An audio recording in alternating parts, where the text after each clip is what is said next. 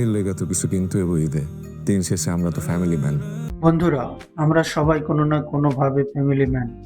পরিবারের খুশির জন্য নিজের ইচ্ছা বিসর্জন দেওয়ার নামই হয়তো মধ্যবিত্ত জীবন। সম্প্রতি মুক্তি পেয়েছে মোহাম্মদ মোস্তফা কামাল রাজের পরিচালনায় নতুন ইউটিউব ফিল্ম ফ্যামিলি ম্যানের ট্রেলার। ফারহান আহমেদ জোবান ও তানজিম ছায়রা তটিনী অভিনীত ট্রেলারটি দেখে আমার কেমন লাগলো তা নিয়ে আজকের এই রিভিউ ভিডিও। ট্রেলারটি শুরু হয় একজন সাধারণ চাকরিজীবী যুবকের জীবন দিয়ে, যার কাছে ঈদের আনন্দ মানে নিজের জন্য কিছু কেনা নয়, বরং বাবা মা আর বোনের মুখ হাসি ফোটানো। আমরা দেখি জোবান এবং তটিনীর মিষ্টি এক প্রেমের গল্প, কিন্তু সেই প্রেমে বাধা হয়ে দাঁড়ায় আভিজাত্য এবং সামাজিক মর্যাদা। সময় তোমার বাবা আমার বাড়িতে কামলার কাজ করতো। একটা কামলার ছেলের সাথে তো মাইয়ার বিয়ে দিতে পারে। এই একটি লাইনই বলে দেয় গল্পের সংঘাতটা কতটা গভীর হতে যাচ্ছে।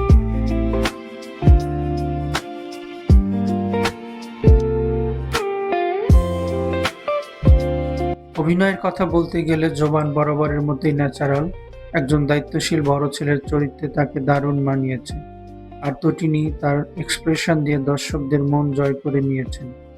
বিশেষ করে বাবা মায়ের সাথে জোবানের যে ইমোশনাল বন্ডিং দেখানো হয়েছে তা আপনার চোখে পানি আনতে বাধ্য।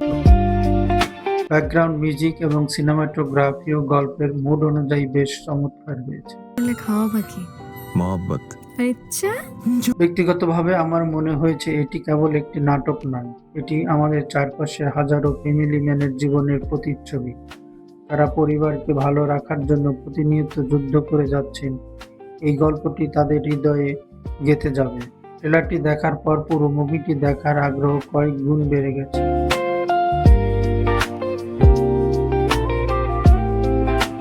আপনারা যারা ট্রেলারটি দেখেছেন আপনাদের কেমন লেগেছে তা অবশ্যই কমেন্টে জানাবেন।